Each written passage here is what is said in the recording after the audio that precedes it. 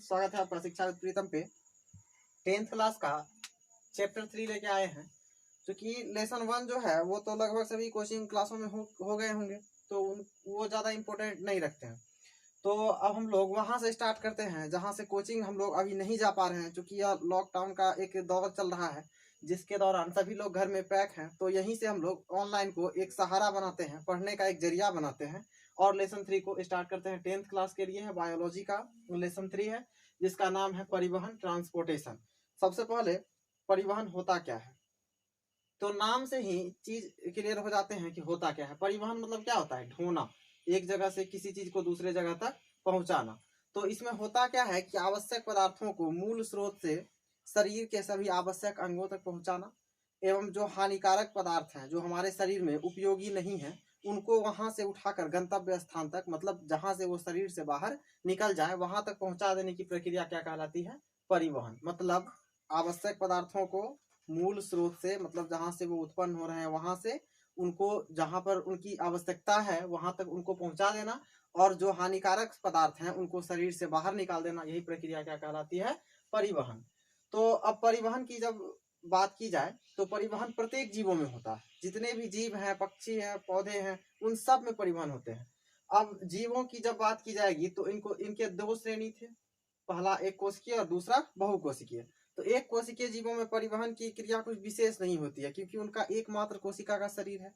तो उनमें परिवहन बहुत ही आसानी से विसरण की प्रक्रिया द्वारा हो जाती है। उनको हम लोग नहीं पढ़ेंगे, वो ज्यादा फेमस नहीं है, मतलब उनको देखना नहीं है, हमारे सिलेबस में नहीं है।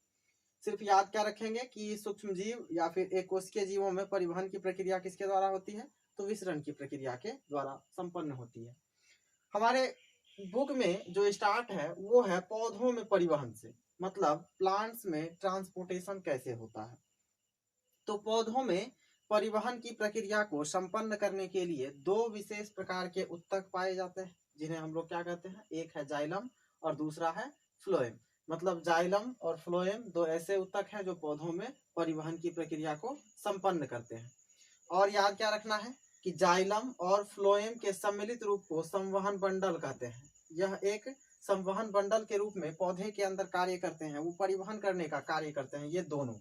अब इसके बारे में कुछ बेसिक चीजें जो कि यहाँ क्लियर होंगे, लेकिन उससे पहले इसका हम डेफिनेशन समझते हैं। जाइलम क्या है?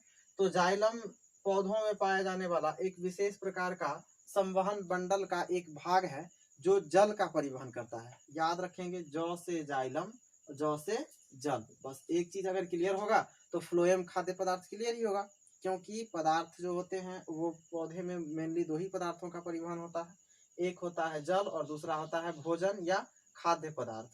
तो भोजन का परिवहन हम लोगों को याद रखने की जरूरत नहीं है, क्योंकि जब जल जाइलम हो जाएगा तो क्या होगा? फ्लोएम के लिए खाद्य पदार्थ बच जाएंगे। तो एक याद रखना है, ज से जाइलम, ज से जल, मतलब जल का परिवहन जाइलम, और जो बच गया भोज्य पदार्थ या खाद्य पदार्थ तो उसका परिवहन फ्लोएम करता है। और इस दोनों को जब मिला देते हैं, मतलब जाइलम और फ्लोएम के सम्मिलित रूप को हम लोग कहते हैं संवहन बंडल। क्लियर होगा? अब एक और विधि है पौधों में परिवहन की, जिसको हम लोग कहते हैं स्थानांतरण। बहुत ही इंपॉर्टेंट है। अब देखिए कि जाइलम और फ्लोएम के द्वारा कुछ छोटे पौधों में या फिर एक सामान्य ऊंचाई के पौधों में परिवहन की प्रक्रिया संपन्न हो जाती है। लेकिन जो बहुत पुराने वृक्ष हैं, जो बहुत ऊंचाई पर हैं, उनके बड़ी बड़ी शाखाएं हैं, टहनियां हैं, चारों तरफ फैली हुई, उनमें जो है, मतलब पुराने वृक्षों में जो परिवहन की प्रक्रिया होती है, मतलब जल और खाद्य पदार्थ का जो परिवहन होता है वह किस प्रक्रिया द्वारा होता है? स्थानांतरण के द्वारा। याद रखना क्या है कि पुराने वृक्षों में खाद्य पदार्थ और जल का जो परिवहन होता है उसी को हम लोग क्या कहते हैं? स्थानांतरण। क्लियर होगा? अब एक और टर्म है वाष्पो उत्सर्जन। वाष्पो उत्सर्जन, वाष्प के रूप में उत्सर्जन। क्या याद रखना है? वाष्प के रूप में उत्सर्जन। हम लोग जब प्रकाश संश्लेषण पढ़े थे तो उसके दौरान देखे थे कि 12H2O था, 12H2O, जो कि उन्होंने मिट्टी से प्राप्त किया था। और लास्ट में देखा था कि 6H2O को उन्होंने रिलीज कर दिया था, मतलब शरीर से बाहर निकाल दिया था। तो ये 6 पानी के जो अणु हैं, वाटर के जो 6 अणु हैं, मॉलिक्यूल्स हैं, वो जो पौधों के अंदर से निकलते हैं, तो वो कहाँ से निकलते हैं? तो पत्तियों में पाए जाने वाले रंध्र से निकलते हैं। पत्तियों में छोटे छोटे छिद्र पाए जाते हैं जिन्हें हम लोग क्या कहते हैं, रंध्र।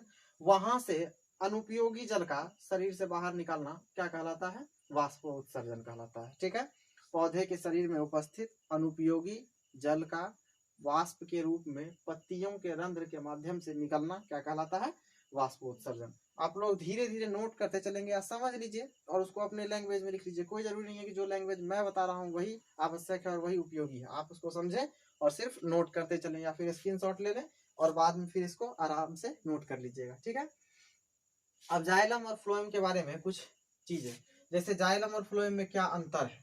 तो ये जो है एक चार्ट है जिसके द्वारा जाइलम और फ्लोएम के बीच की जो बेसिक डिफरेंस है, अंतर है, उनको बताया जा रहा है। अब जाइलम ये हो गया, ये जो चार्ट है वो जाइलम के लिए है और ये जो चार्ट है वो फ्लोएम के लिए है। तो जाइलम में सबसे पहले देखने वाली बातें हैं कि इनकी कोशिकाएं जो होती है वो मृत होती है। जाइलम की कोशिका क्या होती है, मृत होती है। ठीक इसके अपोजिट फ्लोएम की कोशिकाएं क्या होती है, जीवित होती है। एकदम पॉइंट टू पॉइंट क्लियर करना है कि जाइलम मृत होती है, फ्लोएम की कोशिकाएं जीवित होती है। अब जाइलम, और यहाँ ही क्लियर कर चुके थे, जौ से जाइलम और जौ से जल, मतलब जल का परिवहन कौन करता है पौधों में, जाइलम। बहुत इंपॉर्टेंट है, बहुत बार ऑब्जेक्टिव यहाँ से पूछे जाते हैं। और फ्लोएम क्या करते हैं, खाद्य पदार्थों का परिवहन करते हैं। जब जल आपको याद रहेगा तो खाद्य पदार्थ को याद करने की जरूरत है ही नहीं, क्योंकि दो ही उत्तक है परिवहन के लिए, पहला जाइलम दूसरा फ्लोएम। जब पहला जल का कर रहा है तो दूसरा खाद्य पदार्थ का करेगा ही। अब तीसरी बात और इम्पोर्टेंट बात कि जाइलम जो होता है वो एक दिशीय परिवहन करता है और फ्लोएम क्या करता है, द्विदिशीय परिवहन करता है। क्लियर करते हैं इसको, एक दिशीय और द्विदिशीय होता क्या है। हम लोग एक पौधे को समझते हैं,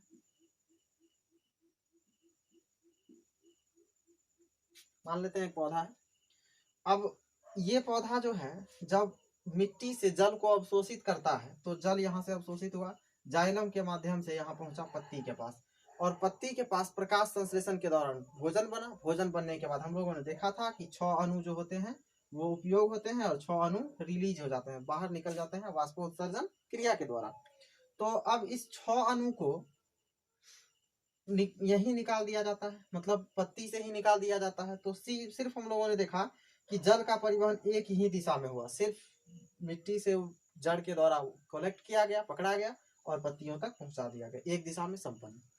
लेकिन यदि सबसे ऊपर वाले पत्ती में यहाँ भोजन बने तो क्या सिर्फ वही भोजन रहेगा, नहीं, यह भोजन जो है पूर्ण रूप से वितरित होगा। ये शाखाएं जड़ सभी जगह पहुंचाए जाएंगे, मतलब ऊपर की ओर भी, नीचे की ओर भी, इधर भी, इधर भी, है ना, चारों तरफ होंगे। कहने का मतलब है कि इसमें परिवहन जो होता है द्विदिशीय या बहुत दिशीय हो सकता है। ठीक है, इसको हम लोग ऐसे याद रखते हैं। तो एक दिशीय परिवहन होता है जल का और ये कौन करता है, जाइलम। द्विदिशीय परिवहन होता है किसका, भोज्य पदार्थ का, जो उसके अंदर भोजन का निर्माण होता है उसका, और कौन करता है, फ्लोएम। ठीक है, तो ये थे अंतर जाइलम और फ्लोएम के बीच। एक चीज और याद रखना है कि हमेशा खाद्य पदार्थों का स्थानांतरण जो होता है बड़े बड़े वृक्षों में जो परिवहन की क्रिया होती है वो घोल के रूप में होती है, कार्बनिक घोल के रूप में। यहाँ पे एक और पॉइंट याद रखिएगा कि कार्बनिक घोल के रूप में इसका परिवहन होता है, और हमेशा जो है अधिक सांद्रता वाले भाग से कम सांद्रता वाले भाग की होता है। मान लेते हैं ये पेड़ का, ये बहुत सारी कोशिकाएं हैं, इसमें सांद्रता कहने का मतलब इसके अंदर जब खाद्य पदार्थ पूर्ण रूप से भर जाएगा तब जो है वो कम सांद्रता, मतलब इसमें जो कम खाद्य पदार्थ है उसके अंदर प्रवेश करेगा। फिर इसके अंदर इससे कम है, उसके बाद मतलब स्टेप वाइज नीचे से ऊपर की ओर उठते जाता है। तो यही यहाँ पे बताया गया है कि अधिक सांद्रता वाले भाग से कम सांद्रता वाले भाग की ओर हमेशा खाद्य पदार्थ का स्थानांतरण होता है। तो ये था लेसन 3 परिवहन से संबंधित कुछ तथ्य। यदि आपको वीडियो अच्छा लगा हो तो आप लोग इसको जरूर से जरूर लाइक करें, शेयर करें, सब्सक्राइब करें, ज्यादा से ज्यादा बच्चों को जोड़ें और उनको समझाएं कि कैसे यहाँ पे पढ़ाया जा रहा है, लोगों को जागरूक करें, क्योंकि अभी तो सिर्फ और सिर्फ ऑनलाइन वीडियो ही हम लोगों के पास एक जरिया बच चुका है। ठीक है, इसी के साथ मैं अपनी वीडियो को समाप्त करता हूँ। धन्यवाद।